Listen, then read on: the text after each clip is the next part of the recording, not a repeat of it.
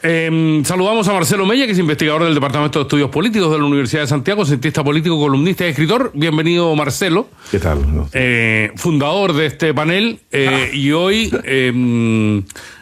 ayudándome a enrielar a dos debutantes que esperamos tener durante muchísimo tiempo.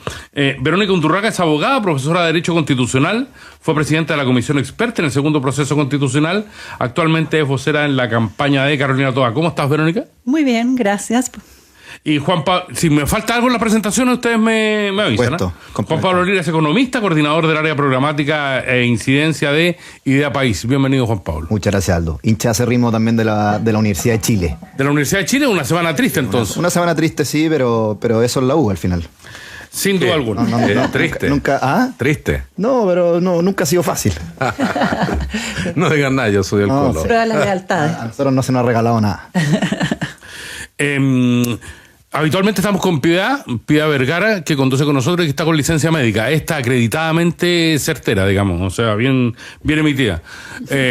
O sea, pueden pasar a fiscalizarlo porque vive en su casa por estos días. Marcelo, ¿te parece tardía la reacción del Colegio Médico en torno a condenar éticamente a quienes entregan licencias falsas, que es el primer peldaño en esta cadena que nos ha inquietado esta semana?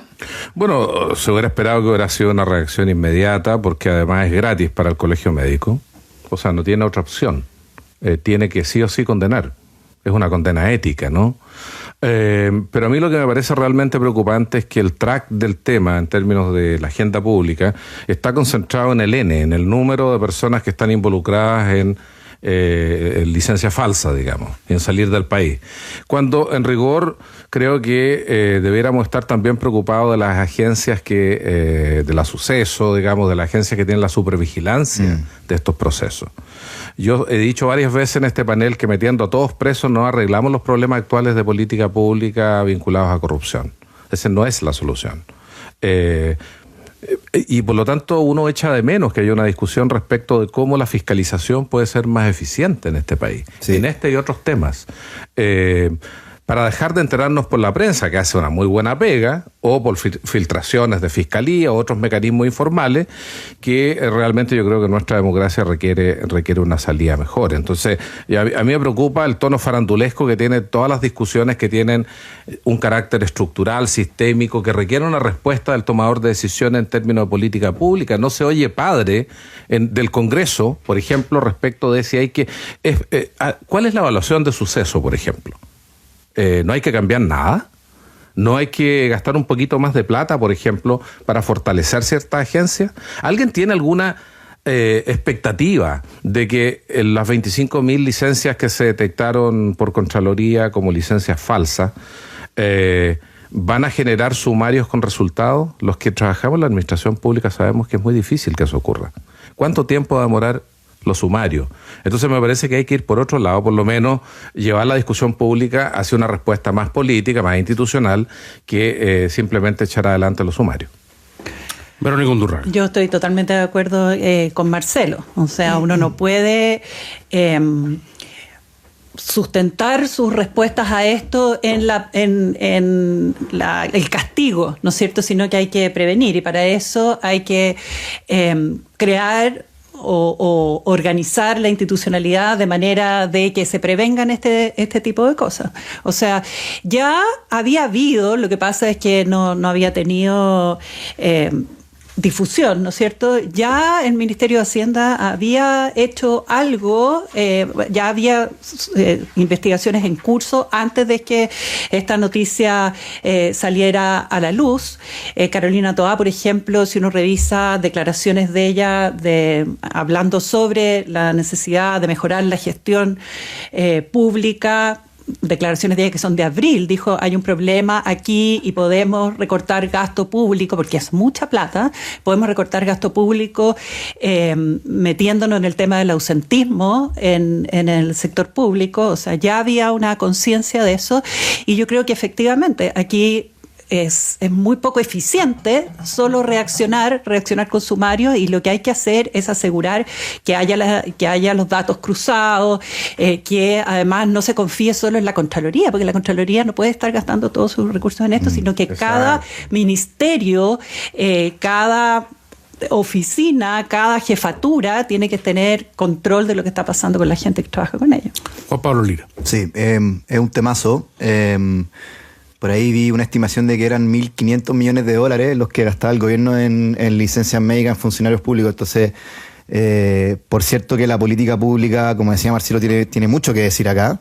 Ahí la pregunta que uno tendría que hacerse es ¿cómo se fiscaliza mejor? Si uno fiscaliza directamente a los funcionarios que reciben la licencia, o bien hay que fiscalizar a la emisión de licencia, dónde está el nudo, etcétera, pero en una situación como la que estamos viviendo, donde la situación fiscal está tan delicada, en donde efectivamente estamos en una situación país con muchas urgencias sociales de las cuales hacernos cargo, este tipo de temas, por cierto, que generan una gran reacción en la opinión pública. No es menor la cantidad de gasto que uno podría recortar con una mejor fiscalización. También por ahí, todo esto estoy sin fuentes porque no las traje, pero eran como 200 millones de dólares también que se podían recortar directamente con una mejor fiscalización. Entonces yo creo que sin duda la política pública tiene mucho que decir en este asunto. No, y además no es solo eso, sino que para que se hayan dado estos números, quiere decir que hay una especie como de actitud, ¿no es cierto? Lo que Carolina Toá habla como una especie como de aceptación de un fraude social, ¿no es cierto? Que es muy importante revertir. O sea, esta sensación de que uno puede trabajar ya sea en el sector público o en el sector privado, porque el tema de las licencias también trasciende al... O sea, claro, los empresarios también sufren... Por cierto que sí. Sufren eso. Esta sensación de que uno puede hacer eso es imposible llevar adelante una economía o tener un Estado modernizado si es que las personas no toman conciencia de que esto, digamos, es un lastre, no nos hace bien, ¿no es cierto? Fíjate que yo pienso, si realmente los partidos que tenemos hoy día en nuestro país, la clase política que tenemos, es capaz de elaborar ese tipo de respuesta que tú mencionas para el país, y no quedarse en la chimuchina, en la hojarasca, en el desfile de nombres, ¿no? ¿Quién está metido en este tema? Y la preocupación es por personalizar un hecho que es claramente de tipo estructural. Yo la verdad es que estoy bien preocupado por eso, porque no solamente el tema de las licencias, ¿no? Se dan respuestas que son efectistas, pero que no son efectivas. Uh-huh. Y yo creo que tanto la fiscalización que hizo Contraloría es muy sencilla de hacer, lo que demuestra que faltaba voluntad de fiscalizar. O sea, es una Excel con 2 columnas, y lamentablemente la revisión de Contraloría nos filtró por repetición de RUT, entonces probablemente los 25.000 en el margen es un poco menos, digamos, claro, ¿no? Es un poco menos porque nos filtraron por repetición de RUT. Entonces está un poquito inflado, pero marginalmente. Pero las respuestas que requieren, como bien dicen ustedes, son respuestas más de política pública, más de largo plazo, no tan pegado en la sanción. En la medida que los jueces y los tribunales son determinantes para la calidad de la democracia en Chile, yo creo que no hay buenas expectativas. La clase política tiene que hacer su pega, y yo creo que el gran problema es que no la está haciendo. Oye, Juan Pablo Lira, se nos viene la última cuenta presidencial para un gobierno que comenzó aferrándose a algunas banderas y que las tuvo que cambiar por el camino, necesariamente en términos del pragmatismo, pero además porque tuvo que tomar la bandera de la seguridad, que tal vez no era prioritaria, porque tuvo que hacerse cargo de reformas importantes, pero que de todas maneras en esta cuenta del presidente Boric del próximo domingo va a tener que abordar una serie de temas que dicen relación con la falta de probidad, con definitivamente fenómenos que alteraron y tienen su peor momento al Poder Judicial, que de alguna manera arrastran al poder político tras las revelaciones de Hermosilla. Es decir, es una cuenta que se espera tal vez con más interés que cualquier otra en términos de con qué bandera va a terminar este gobierno y cómo analizar todo lo que ha pasado en estos años, ¿no? Sí. Mucha gente se ha hecho la pregunta sobre cuál va a ser la aproximación del presidente en esta cuenta pública, si realmente va a recoger el guante de esos problemas tan sentidos que tiene la ciudadanía, temas de probidad, temas de seguridad, etcétera, que por cierto yo celebro genuinamente el cambio de relato que ha tenido el gobierno para con el tema de la seguridad, porque convengamos que esto no era precisamente una prioridad programática cuando llegaron al poder. De hecho, nosotros en Idea País hacemos un seguimiento sistemático de las cuentas públicas y vimos que el avance del gobierno en materia de seguridad era la agenda en la que más habían avanzado. Sí. Ahora, yendo al fondo del asunto, a mí me parece que una cosa son los avances objetivos que pueda tener, es decir, la palabra empeñada y en qué medida el gobierno cumple con esa palabra. Y otra cosa muy distinta es cómo esos avances se traducen en una mejoría en el bienestar de las personas. Y a mí ahí me parece que está el principal desafío de este gobierno, porque a mí no me cabe duda que el presidente Boric va a salir hablando de toda la batería de política pública que ha sacado adelante en seguridad, va a salir hablando de los 600.000 empleos que crearon, de que ahora están creciendo a un 2,6%, etcétera, y así con distintas agendas. Sin embargo, cuando uno mira la realidad, seguimos con tasas de homicidio en máximo histórico, seguimos en una situación sumamente delicada, las políticas públicas que han implementado, como el plan Calle sin Violencia, no ha tenido la eficiencia que se esperaba, estamos creciendo más, lo cual es sumamente positivo. Acá no se trata de distinguir de bueno y malo, a mí me parece muy bien el recuperamiento económico, pero seguimos con un estancamiento, seguimos sumidos en estancamiento. Este gobierno va a haber crecido en promedio 1,8%, los 600.000 empleos que crearon, cuando uno mira los datos, en su mayoría son empleos precarios, subempleo. Entonces, ¿a qué voy? A que en la medida que no existe un correlato entre tanto las promesas cumplidas por el presidente como los compromisos que va a adquirir en esta nueva cuenta pública, va a hacer agua, porque la ciudadanía le van a estar haciendo poesía en la cara cuando en realidad sale a la calle y se encuentra con otra realidad. ¿Verónica? Mira, yo creo que en esta cuenta pública es muy importante, a propósito de lo que estábamos hablando antes, de que haya una definición muy clara por proteger la institucionalidad. Yo creo que eso es muy importante, que las instituciones funcionen, que las leyes se cumplan, que haya un compromiso de parte de todo el sector público, empezando por el presidente hasta la última persona que trabaja en el sector público, por realmente tener un espíritu de servidores públicos. Eso es muy importante. Ahora, respecto de los temas, efectivamente, el tema, digamos, el tema de seguridad se impuso, ¿no es cierto?, ya como una realidad.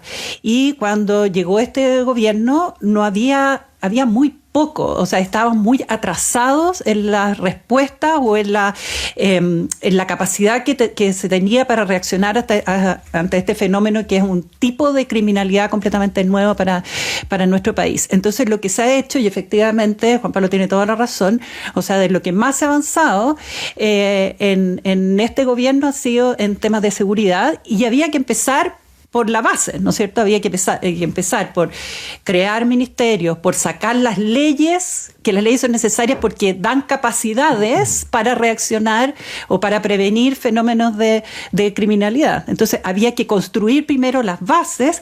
Nunca antes se había invertido tanto y se habían gastado tantos recursos en materia de seguridad y en capacitación, en el tema de fronteras. Entonces ahora hay que persistir y profundizar esas políticas, porque uno no puede crear toda una base para una política que ya está dando resultados, en el sentido de que una curva que iba subiendo durante 7 años en homicidios graves se estabilizó y hay una pequeña tendencia hacia la baja. Imagínense que eso, con todo el esfuerzo que ha costado lograr ese resultado, llega alguien nuevo y cambia todo, ¿no es cierto? O sea, aquí las políticas integrales a largo plazo tienen que sustentarse para ir viendo resultados. O sea, no se puede estar cambiando. Y en ese sentido, yo creo que hay algo que ha caracterizado de alguna manera, y Juan Pablo lo dijo, como la actitud flexible del gobierno. Yo estoy de acuerdo con lo que tú dices, que ha sido bueno, y es que ha aceptado cambiar la agenda original para responder efectivamente a las necesidades de las personas, y en estos temas con una visión más bien de Estado. Todas esas leyes sobre seguridad, que son más de 20 y tantas leyes que se han ido aprobando, si es que no me equivoco con el número, yo soy fatal para recordar números, han sido con apoyo de la derecha y de la izquierda. Eso es muy importante. Marcelo Mella. Yo creo que 3 cosas. Si el mundo fuera perfecto, si el mundo fuera racional, que no lo es, el presidente debiera por lo menos atacar tres focos. Uno, la lista de tareas. Como bien dice Verónica, aquí hay una transición del oficialismo, desde un oficialismo muy identitario a uno que busca dialogar con la condición de gobierno de minoría, que tiene que ampliar la coalición, que tiene que fortalecer el contingente parlamentario. O sea, hay una transición del primer al tercer año, cambia de orientación claramente el gobierno, en buena hora. Por lo tanto, la cuenta del presidente tendrá que pasar revista a aquellas áreas donde ha tenido mayor avance y donde hay mayores desafíos aún pendientes. Claramente, y contra todo lo intuitivo, este gobierno creo que tiene un legado importante en materia de seguridad. Ha sido, y yo estoy de acuerdo, Juan Pablo, contigo, creo que una de las cosas que puede mostrar son los avances en seguridad, aunque el contexto es muy complejo. Hay una evolución del fenómeno criminal que hace muy complejo tener resultados en el corto plazo. Pero hay, creo, desafíos pendientes en términos de crecimiento, todo lo que es la burocracia, los procedimientos, identificar claramente cuáles son los cuellos de botella que hacen que hoy día Chile sea un país menos atractivo para la inversión a nivel internacional. Si esto no es parte de la guerrilla política interna de cara a las elecciones, esto es un hecho. Hoy día Chile es un país que genera menos atractivo para la inversión. Hay menos inversión porque es más difícil instalar proyectos en nuestro país por la excesiva burocracia. Entonces, creo que hay un desafío. Hay un desafío muy importante en materia de vivienda. El gobierno no ha podido avanzar como debiera haber avanzado y creo que uno de los ejemplos más brutales es la reconstrucción en la región de Valparaíso a propósito del incendio. Pero creo que también el presidente, un segundo punto, debiera reflexionar o debiera compartir un diagnóstico sobre el momento histórico en el que está nuestro país, América Latina y el mundo. Este no es un momento de normalidad. Están pasando cuestiones que la mayor parte de nosotros pensamos que no íbamos a ver en vida. Por ejemplo, que a 30, 40 años de recuperar la democracia, en la mayor parte de América Latina hay un péndulo que va no hacia la derecha, sino va hacia la autocracia. Coincide que buena parte de los nuevos autócratas en el mundo son de extrema derecha, con una agenda marcadamente muy conservadora en algunos casos, en otros casos más liberales, pero básicamente es la autocracia frente a la democracia. Yo creo que hay que ser consciente de que la democracia no es un auto ejecutable, no es un mecanismo que tú lo pongas en piloto automático y se renueva generación tras generación. Y lo que estamos viendo es eso, que no es un auto ejecutable, que hay que ir construyéndolo todos los días. Y creo que la clase política y los partidos chilenos, los viejos partidos, los nuevos, han cometido errores muy grandes. Han destruido, han dañado la confianza pública a cada rato. Cuando estábamos hablando al inicio del panel de esta discusión donde parece que todos los problemas que son estructurales tienen nombre y apellido, creo que es irresponsable discutir de esa manera. La gente ya no cree en las marcas partidarias. Y lo último que hay que cuidar, y en eso estoy muy de acuerdo con Verónica, hay que cuidar la institucionalidad democrática. Yo sé que es muy poco sexy hablar de modernización del Estado, pero es una agenda pendiente que el país urgentemente necesita. Fíjense ustedes, yo tenía una reunión en la semana con gente del progresismo de nuestro país, de los partidos tradicionales, y decían, mira, nosotros la verdad que creemos que estas cosas de la modernización del Estado son temas muy teóricos, muy académicos. Mientras tanto, al otro lado de la cordillera, Milei, lo que está con el ministro Schwarzenegger, está haciendo una profunda reestructuración que busca sacar la grasa del Estado. Entonces, la ultraderecha está pensando en modernizar al Estado de acuerdo a sus creencias, y nosotros, en los sectores más progresistas, digo nosotros, porque le sacamos el quite a esa discusión, porque a la gente no le interesa. No estoy tan claro que a la gente no le interese. La gente necesita un Estado que dé respuesta a tiempo, rápido, efectiva, y eso no lo estamos teniendo en Chile, y en parte el malestar que existe tiene que ver con eso. Última cosa. La reforma política me parece que es un desastre. Lo que se está discutiendo sobre la reforma al sistema político es claramente una expresión de la incompetencia de estos 25 partidos que tenemos en el Congreso. Creo que es urgente que el presidente por lo menos fije una posición respecto de qué es lo que él aspiraría a tener en nuestro país, aunque no lo pueda hacer ahora. Pero me parece que el país no se sostiene con 25 partidos. Lo que ha ocurrido en la historia de Chile es que cuando tienes ese número de partidos o cuando el sistema está tan fragmentado a la vuelta de la esquina, viene el autoritarismo. Y eso, si no lo cuidamos, va a ocurrir de la misma manera. A la espera de la cuenta pública del próximo domingo, que mi criterio se quedó corto el gobierno en estos años La reforma de pensiones, la reforma de salud, cuestiones que pensamos que iban a estar más o menos resueltas a esta altura, y la reforma del sistema político, además. Estamos conversando con Marcelo Mella, con Verónica Undurraga, con Juan Pablo Lira, en este País ADN. Ustedes que se quejan de las filtraciones, muchachos, o sea, se pasaron.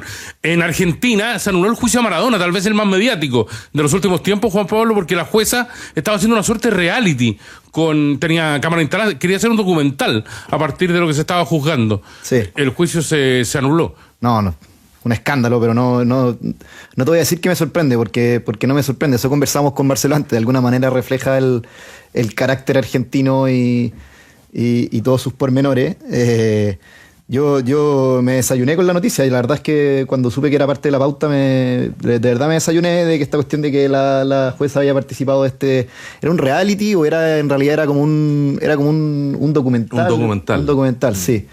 Y nada, me enteré que ahora el juicio se tiene que reiniciar, que los 7 funcionarios se quedan a la espera, entonces no sé, un escándalo a mi parecer. ¿Sabes por qué me pareció atractivo, Verónica? Porque en Chile vamos a hablar, nuestro siguiente tema tiene que ver con las filtraciones, con lo que se filtra, y los argentinos siempre nos ganan en eso, ¿eh? Siempre tienen un caso más dramático, más entretenido, mediático, más entretenido, más... Bueno, pero no digamos que en Chile hemos estado aburridos Estamos compitiendo de cerca. Yo preferiría que fuéramos mucho más aburridos en ese sentido. No, yo creo que la Corte Suprema Argentina, que anuló el juicio, tiene toda la razón. O sea, una de las garantías básicas en todo proceso, y es muy importante en el proceso penal, especialmente, es la imparcialidad de los jueces. Y los jueces, o sea, si todos los funcionarios públicos tienen que ser sobrios, los jueces sí que tienen que ser absolutamente sobrios y hablar solo por su sentencia.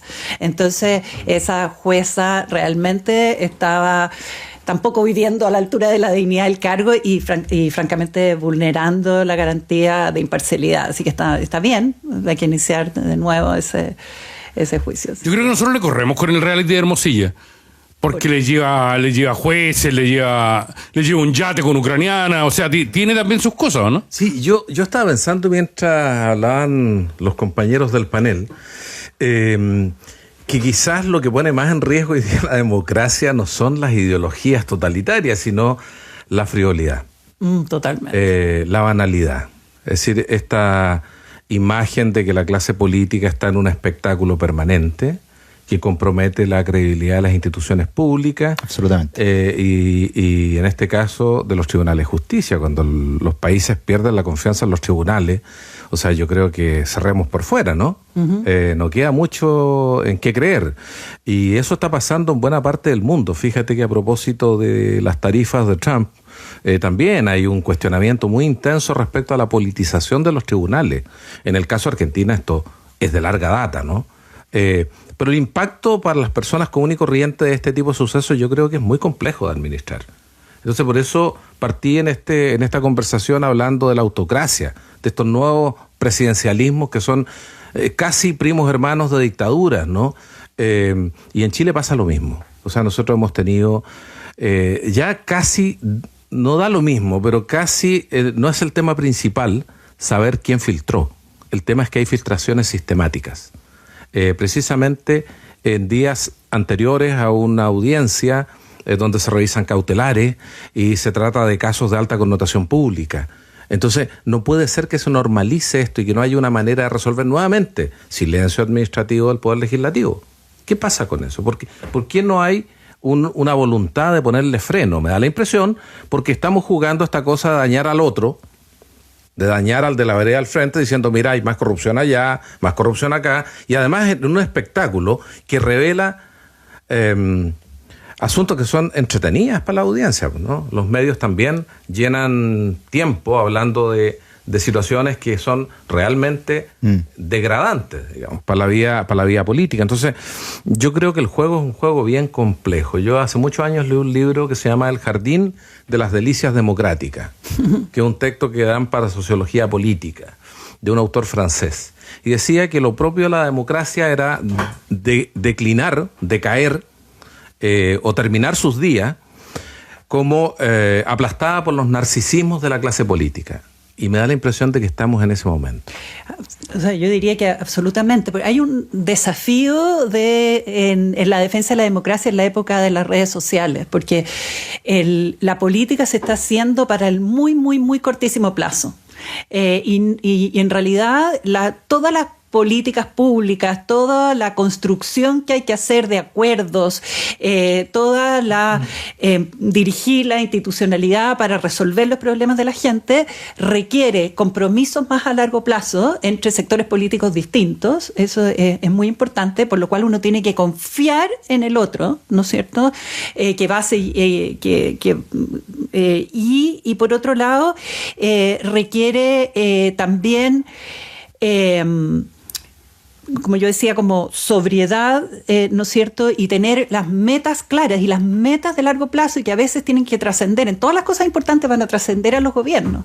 Entonces, y esta pelea chica lo que hace es confrontar, crear extremadas irritaciones, frivolizar totalmente la discusión, y eso confunde a las personas, o sea, confunde a la gente, si confunde a los políticos, más se confunde a la ciudadanía y empieza a considerar que la política es esta chimuchina, y eso no puede ser. Perdón por bajar el tema de la chimuchina de nuevo, Juan Pablo, pero en las últimas revelaciones del caso Monsalve y sus chats, sus conversaciones con el mundo de la prostitución, desde la política, desde Renovación Nacional, el Partido Radical, si no me equivoco, establecieron que él, siendo el encargado de la mesa en contra de la trata de personas, estaba poniendo en riesgo la seguridad nacional. ¿Te parece que eso es cierto o te parece que es chimuchina nomás? Yo creo que es el asunto del ex subsecretario Monsalve, hay que tomárselo con toda la seriedad que merece. Segunda vez que me retan esta semana por decir que no lo tomo con seriedad. No. No estoy aludiendo a que tú no te lo tomes con seriedad, pero me parece que es un tema sumamente delicado, y yo creo que de alguna u otra forma sí comprometió la seguridad del país. O sea, no estamos hablando de cualquier institución, estamos hablando del subsecretario del Interior. O sea, y la manera en que todo este caso, con todos los antecedentes que hemos conocido esta semana, lo que conversamos de los chats, de los sitios que frecuentaba, en la licencia médica con su hija, que ya se le metió un sumario, entiendo.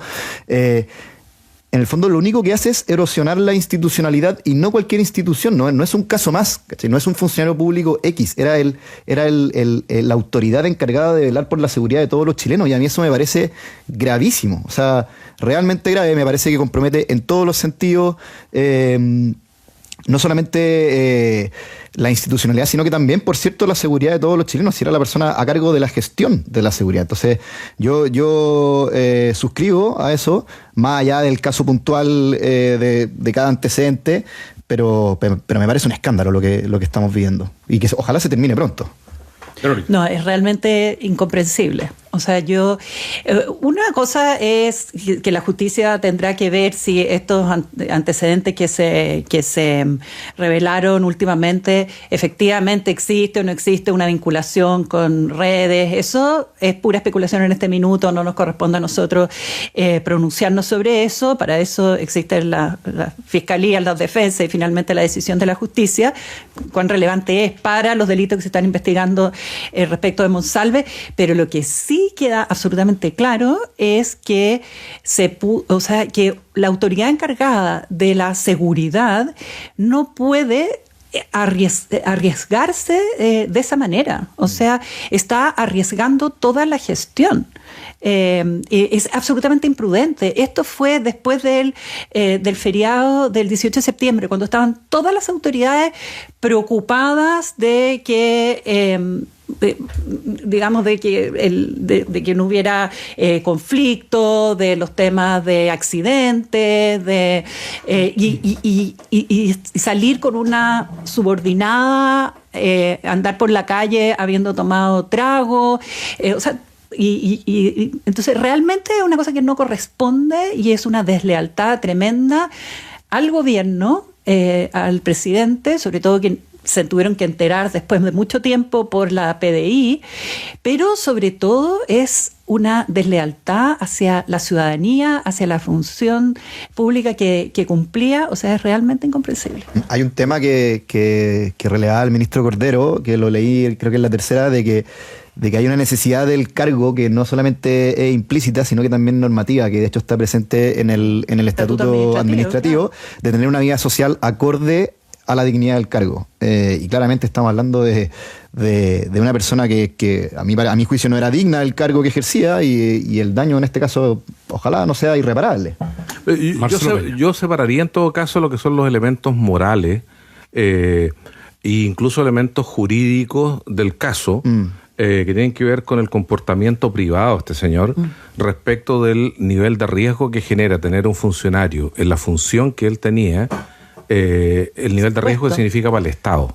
Total. Son dos cuestiones que uno puede distinguir analíticamente.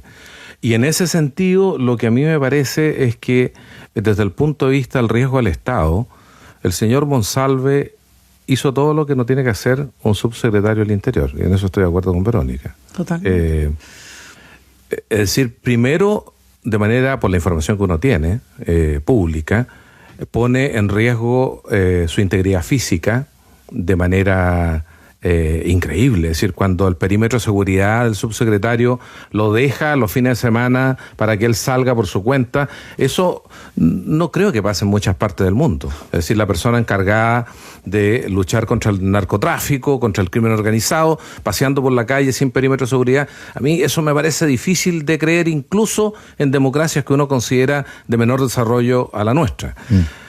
Y lo segundo es que el subsecretario Monsalve tenía acceso a información realmente relevante del Estado respecto a la persecución al crimen organizado. Y entonces con el comportamiento expone también esa información. Pero yo no tengo ninguna duda que el subsecretario Monsalve tenía acceso a información incluso desde su celular, información estratégica. Entonces cuando realmente tiene este patrón de comportamiento, estamos hablando de un daño al Estado, que lo dice muy bien Verónica, es una deslealtad máxima, digamos, a la función que desempeña, y por lo tanto me parece que es reprochable, y que hacia el futuro el aprendizaje que tiene que existir es que estos cargos como el que tenía Monsalve tienen que ser objeto de asignaciones realmente con un estándar muy alto. Porque si no, el riesgo de repetir esta historia está ahí a la vuelta de la esquina. Nos quedan 7 minutos por programa, muchachos. Así que les ruego que compartan el tiempo de manera solidaria y generosa. Donald Trump tiene como estrategia lanzar un dardo todos los días. Esta semana para nosotros partió con la confesión de Macri, en torno a que Trump le había recomendado que invadiera nuestro país para ser una nación bioceánica. Y termina con la partida de Elon Musk del gobierno, después de que había asumido la función de desgrasar, despostar el aparato público en Estados Unidos. Ni hablar de la lucha, la batalla judicial que ha tenido Trump por los aranceles, que ha sido tal vez lo más destacado de su política económica. ¿Cuál es tu visión a ese respecto, Verónica? Bueno, es realmente impresionante como tú dices. O sea, es que lo que se veía, imagínate, yo desde el derecho constitucional, los modelos de derecho constitucional, de Estado de Derecho, de pesos y contrapesos, de modelos de democracia, estaban en las democracias europeas y en el sistema norteamericano. Y yo me acuerdo haber hablado con un profesor muy famoso de Yale en el primer gobierno de Trump, por ejemplo, y yo le dije, este hombre es realmente un peligro para la institucionalidad. Y el profesor me dijo, no te preocupes, que nuestras instituciones funcionan, tenemos pesos y contrapesos. Y yo le dije, ustedes no tienen la experiencia, las instituciones funcionan hasta el día que dejan de funcionar. Y yo creo que el que sea el gobierno de Estados Unidos el que está haciendo esto con realmente una pulsión totalmente autocrática, es extremadamente peligroso, y eso tiene un impacto naturalmente en todo el mundo, y en ese sentido yo creo que Chile ha tenido una posición muy prudente, que tiene que seguir teniendo una posición muy prudente, que naturalmente vamos a ser impactados, pero y digamos tratar en lo posible de seguir negociando para que no nos afecten mayores aranceles, diversificar nuestros socios comerciales, y en términos políticos ser muy claros en la defensa del Estado de Derecho, del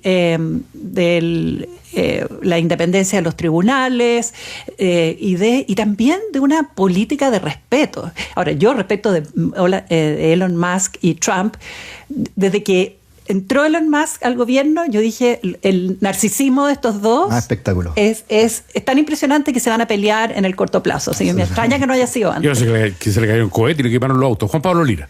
Sí, no, yo estoy absolutamente de acuerdo con Verónica. Yo creo que, de nuevo, esto erosiona también no solamente la democracia estadounidense, sino que también de cara al resto de las democracias. Yo lo encuentro sumamente grave lo que está pasando. O sea, el Tribunal de Comercio Internacional declara ilegales los aranceles que impone el presidente porque se había acogido a una ley que estaba pensada para emergencias nacionales, y resulta que luego una apelación vuelve a reponer los aranceles de la noche a la mañana. O sea, es una cuestión escandalosa, y no solamente por los efectos económicos que esto pueda tener a nivel global, sino que también porque es un presidente que está pasando por alto al poder legislativo, que entra en el barro. O sea, el desequilibrio de los poderes acá es sumamente complejo. Acá sin duda lo que está en riesgo, y no creo que sea exagerar, pero es el equilibrio de los poderes democráticos de Estados Unidos, y esa cuestión lo encuentro gravísimo. Y más allá de que esta cuestión, claro, como lo que está pasando con Almirón y Colo-Colo, ni blanco y negro se atrevió a tanto, pero no, atroz. Yo lo encuentro realmente, a propósito del tema de la mañana, un nuevo espectáculo. Yo creo que la confrontación en Estados Unidos, como de telón de fondo, es partidos tradicionales, el bipartidismo federal versus autocracia. Y tenemos elecciones el próximo año, y por lo tanto vamos a ver qué tanto le ha sumado o restado a Trump las decisiones que ha tomado. A mí me parece que son decisiones que Trump es un liderazgo que tiene una fuerte adicción al riesgo.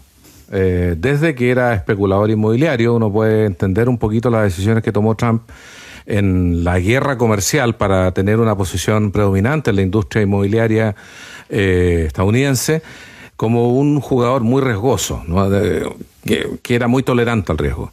En materia política comercial, yo creo que lo que está haciendo es negociar con el tejo pasado, y eso supone un riesgo, porque hoy día la primera posición en términos de volumen de compra en el mundo no la tiene Estados Unidos, sino China. Y además está dando vuelta una ecuación que es histórica en Estados Unidos, que tiene un peso histórico en la política exterior, que es el diseño de política exterior de Kissinger, donde buscó acercar a China para aislar a Rusia. Hoy día lo que hace Trump es, con sus decisiones, tratar de acercarse a Rusia para aislar a China. Pero la comparación es imposible, porque en el momento que se acercó a China, el poder económico de China y de la Unión Soviética era incomparablemente menor al poder económico que tiene hoy día China. Por lo tanto, creo que es un juego muy riesgoso. Existe una alta probabilidad de que el impacto en materia de economía, en materia interna de economía en Estados Unidos sea duro, pero no sé si le alcance a pegar los efectos para la elección intermedia. No sé si alcanza, porque son periodos de tiempo muy cortos. Yo en todo caso creo que en cualquier caso Estados Unidos está dañando su liderazgo y su prestigio en términos de poder blando. Era en general para Occidente, para América Latina, la referencia para pensar la democracia, como decía Verónica. Hoy día creo que está cada día más lejos de serlo. Entonces, el daño reputacional que tiene Estados Unidos hoy día con un presidente como Trump, creo que le va a costar reparar. No, y es muy importante que en Chile no pololiemos con ese tipo de política, digamos. O sea, no asumamos ese tipo de riesgo, ese tipo de manera de hacer política. Yo creo que aquí hay gente que está todavía como encantada de esta estrategia de Trump para ganar, en el fondo, y hay que parar eso, hay que parar. Que no quiere pololear, quiere ser amante de esa política. Sí, exacto. Los agradecimientos a Juan Pablo Lira, muchas gracias Juan Pablo por estar con nosotros. Gracias Aldo por la invitación. A Verónica Undurraga, muchas gracias Verónica, y a Marcelo Mey. Muchas gracias Aldo.